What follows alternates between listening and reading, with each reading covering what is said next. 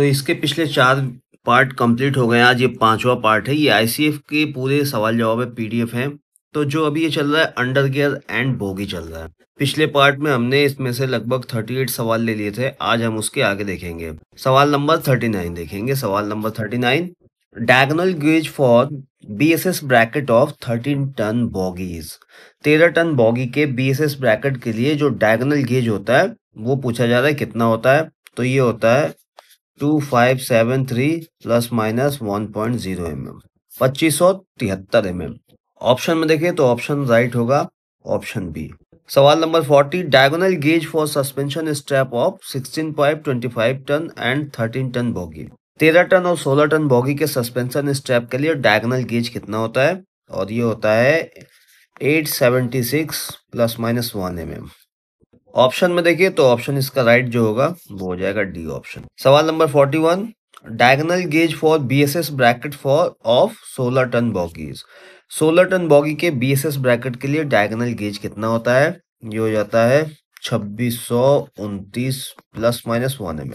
Option में देखिए तो ऑप्शन सी इसका राइट आंसर होगा। अगला सवाल 42, longitudinal gauge for the axle guide of 13 ton bogies. 13 ton bogie के एक्सेल गाइड के लिए लॉन्गिट्यूडनल गेज क्या होता है, और ये हो जाता है 570 प्लस माइनस 1 mm। ऑप्शन में देखिए तो ए इसका राइट आंसर हो जाएगा। सवाल number 43, longitudinal gauge for axle guide of 16 ton bogies. 16 ton bogie के लिए एक्सेल गाइड के लिए लॉन्गिट्यूडनल गेज कितना होता है, और ये हो जाता है 570 प्लस माइनस 1 mm। दोनों सेम ही होता है। ऑप्शन में देखिए तो राइट आंसर ऑप्शन बी हो जाएगा। सवाल number 44, diagonal gauge for axle guide of 13 and 16 ton bogie is. 13 ton और 16 टन बॉगी के एक्सेल गाइड के लिए डायगोनल गेज क्या होता है, और ये हो जाता है 3612 प्लस माइनस 1 mm। ऑप्शन में देखिए तो डी ऑप्शन इसका राइट आंसर होगा। सवाल number 45, distance between BSS bracket and adjusting axle guide of 13 ton bogies. 13 ton bogie के बीएसएस ब्रैकेट और निकटवर्ती एक्सेल गेज के बीच की दूरी कितनी होती है, ये होती है 463 प्लस माइनस 1 mm। ऑप्शन में देखिए तो ऑप्शन ए इसका राइट आंसर होगा। सवाल number 46, distance between BSS bracket and adjusting axle gauge of 16 ton bogies. 16 ton bogie के बीएसएस ब्रैकेट और निकटवर्ती एक्सेल गेज के बीच की दूरी कितनी होती है, और ये होती है 413 प्लस माइनस 1 mm। ऑप्शन में देखिए तो डी इसका राइट आंसर हो जाएगा। सवाल number 47, new diameter of pin of BSS hanger. BSS hanger के पिन का नए पिन का डायमीटर कितना होता है नए में, तो ये हो जाता है 37 mm। ऑप्शन में देखिए तो बी इसका राइट आंसर हो जाएगा। सवाल number 48, new diameter of pins for 16 ton load bearing capacity equalising stay rod is. 16 ton load वहन क्षमता इक्वलाइजिंग स्टे रॉड के लिए पिन का डायमीटर क्या होता है। इक्वलाइजिंग स्टे लगा रहता है, इक्वलाइजिंग स्टे रॉड भी जिसको हम कहते हैं, इक्वलाइजिंग स्टे लगा रहता है 16 टन बॉगी में। तो वहां पे जो पिन लगाते हैं इक्वलाइजिंग स्टे रॉड को लगाने के लिए, उसकी मोटाई पूछी जा रही कितनी होती है, तो ये होती है 31 प्लस माइनस 0.5 से 0.2 mm। ऑप्शन में देखिए तो ए इसका राइट आंसर हो जाएगा।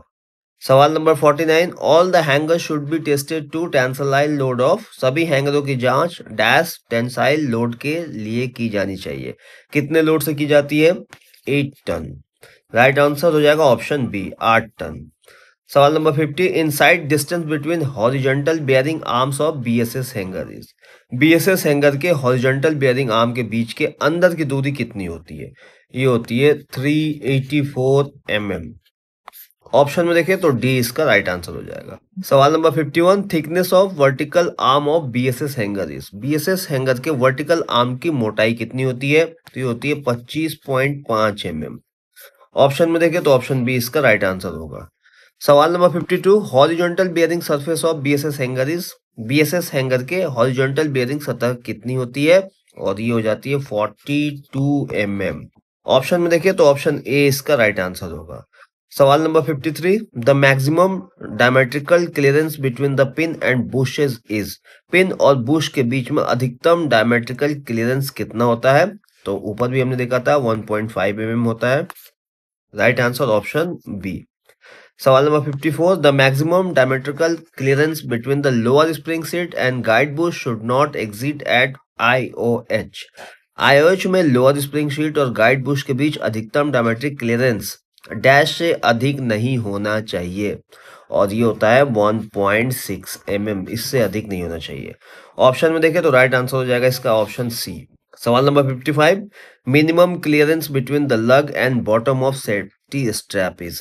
लग और सेफ्टी स्ट्रैप के बीच की मिनिमम जो क्लियरेंस होती है कितनी होती है? ऊपर भी ये सवाल था, हमने देखा था, और ये होती है 40 mm, 40 mm। लग और सेफ्टी यू ब्रैकेट के बीच का जो गैप है वो 40 mm से मिनिमम 40 mm होता है। सवाल number 56, weight of the AC ICF बॉगीज। AC के जो ICF बॉगी होते हैं उनका वजन कितना होता है? तो हम इसको राउंड फिगर में हमेशा 6 टन कहते हैं, लेकिन 6.200 टन होता है। सवाल number 57, length of modified brake hanger from centre to centre is. Brake hanger की संशोधित लंबाई क्या है सेंटर से सेंटर तक? तो ये है 235 प्लस माइनस 0.5 mm। ऑप्शन में देखें तो राइट आंसर ऑप्शन ए हो जाएगा।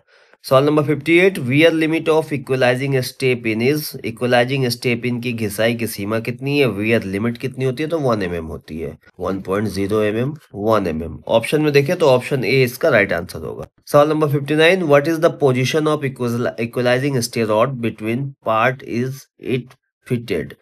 इक्वलाइजिंग स्टे रॉड की स्थिति क्या है और किन पुर्जों के बीच में इनको फिट किया जाता है? ऊपर भी इसके ऊपर बात हुई थी, मैंने बताया था। 4 ऑप्शन है ऐसे भी, हेड से कंट्रोल रॉड तक, बॉलिस्टर और लोअर स्प्रिंग प्लैंक में, बॉलिस्टर और बोगी ट्रांसम में, उपयुक्त में से कोई नहीं। तो यहाँ पे जो इसको लगाया जाता है इसका राइट आंसर होगा बॉलिस्टर और लोअर स्प्रिंग प्लैंक। बॉलिस्टर में और लोअर स्प्रिंग प्लैंक में लगाया जाता है इक्वलाइजिंग स्टे रॉड। चलिए सवाल नंबर 6, इक्वलाइजिंग स्टे रॉड कुछ इस तरह का होता है, अगर आप ध्यान देंगे ICF में ये बोगी में लगा रहता है, और ये कुछ इस तरह से होता है, और यहाँ पे ये लगा रहता है। तो ये जो हिस्सा होता है ये है लोअर प्लैंक। ये जो हिस्सा है ये लोअर प्लैंक होता है, यहाँ पे ये लोअर प्लैंक होता है, जहाँ पे 2 आपके बॉलिस्टर स्प्रिंग रखे होते हैं, और जो ये हिस्सा होता है ये बॉलिस्टर होता है, ठीक है, ये बॉलिस्टर का हिस्सा होता है, और यहाँ पे पिन लगा होता है और एक पिन यहाँ पे लगा होता है, तो ये पिन से अटैच होता है। चलिए अगला सवाल, सवाल number 60, where anchor link is fitted in a bogie. Anchor link को बॉगी में कहाँ फिट किया जाता है? तो देखिए एंकर लिंक को बॉलिस्टर और बॉगी ट्रांसम के बीच में फिट किया जाता है। ये ऊपर भी मैंने बताया था एंकर लिंक को कहाँ फिट किया जाता है। एंकर लिंक काफी इंपॉर्टेंट पार्ट होता है ICF बॉगी का। तो राइट आंसर होगा इसका ए, यहाँ पे बॉलिस्टर और बॉगी ट्रांसम के बीच में फिट होता है। और ये एंकर लिंक कैसा होता है? एक यहाँ पे सिलेंडर गोल होता है, एक यहाँ पे बुश होता है। ये बुश होता है, ये बीच में लोहे की रॉड होती है, और यहाँ पे लग निकला रहता है, ये लग यहाँ से निकला रहता है, और ये इसका एक सिरा बॉलिस्टर में रहता है और एक सिरा ट्रांसम में बॉगी ट्रांसम के साथ रहता है, और ये फिट किया जाता है। एक बॉगी के अंदर 2 एंकर लिंक होते हैं, एक कोच के अंदर टोटल 4 एंकर लिंक होते हैं, और ये जो एक बॉगी में 2 एंकर लिंक होते हैं ये एक दूसरे के अपोजिट लगे होते हैं। तो एक बॉगी में 2 एंकर लिंक होते हैं और एक पूरे कोच में 4 एंकर लिंक होते हैं। सवाल number 61, what is the modification of equalising stay rod. Equalising stay rod में क्या मॉडिफिकेशन किया गया है? तो यहाँ पे 4 ऑप्शन दिए गए हैं। Fitted 16 ton in all coaches, fitted 18 ton in all coaches, fitted 14 ton is all coaches, none of above। यानी कि सभी कोचों में 16 टन वाला ही अब इक्वलाइजिंग स्टे रॉड का इस्तेमाल किया जाएगा, या फिर सभी कोचों में 18 टन वाला इस्तेमाल किया जाएगा, या सभी कोचों में 14 टन वाला इस्तेमाल किया जाएगा, या इनमें से कोई नहीं। तो देखिए इसका राइट आंसर होगा ए, सभी कोचों में 16 टन वाला ही फिट होगा।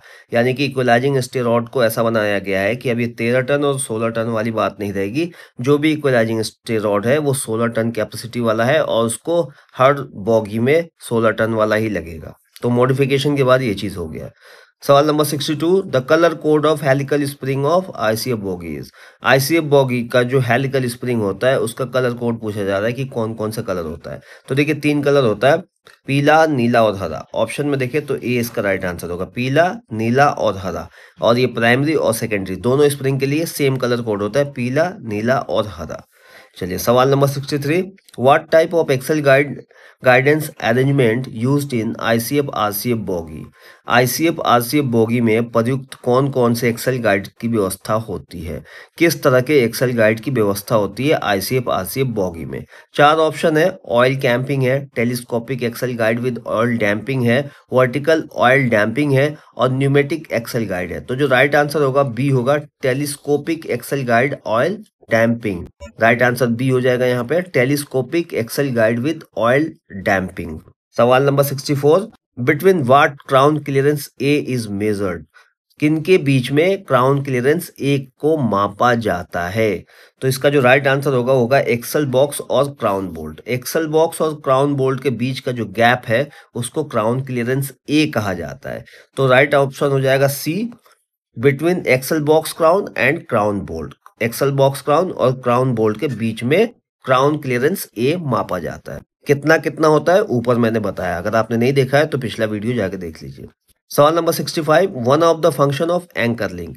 इनमें से एंकर लिंक का एक काम कौन सा है? बॉलिस्टर और साइड फ्रेम को ज्वाइंट करने के लिए होता है एंकर लिंक, या फिर बॉलिस्टर के रोटेशन सीलिंग को रोकने के लिए होता है, या फिर अपर प्लैंक और लोअर प्लैंक को कनेक्ट करने के लिए होता है, या इनमें से कोई नहीं? तो देखिए इसका जो काम होता है ना, रोटेशनल मूवमेंट को रोकने के लिए होता है। बॉलिस्टर का जो रोटेशनल मूवमेंट होता है उसको रोकने के लिए होता है, to prevent rotational movement of bolster. Right answer option B हो जाएगा, यहाँ पे ऑप्शन बी राइट आंसर हो जाएगा। सवाल number 66, the standard thickness of composite ring is.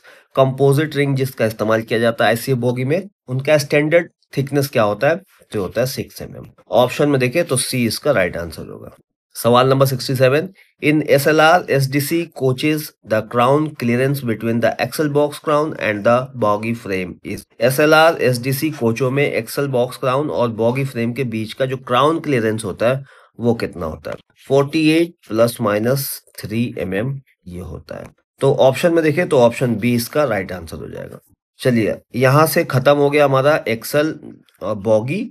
अब यहाँ पे हमारा सस्पेंशन आ गया, ये सारा आईसीएफ का है। तो अगले वीडियो में हम इसको लेंगे। अगर अभी तक आपने चैनल सब्सक्राइब नहीं किया तो कर लीजिए, क्योंकि ऐसे बहुत सारे इंपॉर्टेंट वीडियो आने वाले हैं। और जो ये सीरीज चल रहा है आईसीएफ का, अगर आपने इसको देख लिया तो आपको आईसीएफ के लिए और कोई वीडियो देखने की जरूरत नहीं पड़ेगी, क्योंकि आईसीएफ के जितने भी सवाल है वो सारे इसमें लिए गए हैं। ऐसे ऐसे सवाल है कि आपको इसके अलावा और कहीं देखने को नहीं मिलेगा। कमेंट करके जरूर बताइएगा वीडियो कैसी लगी। धन्यवाद।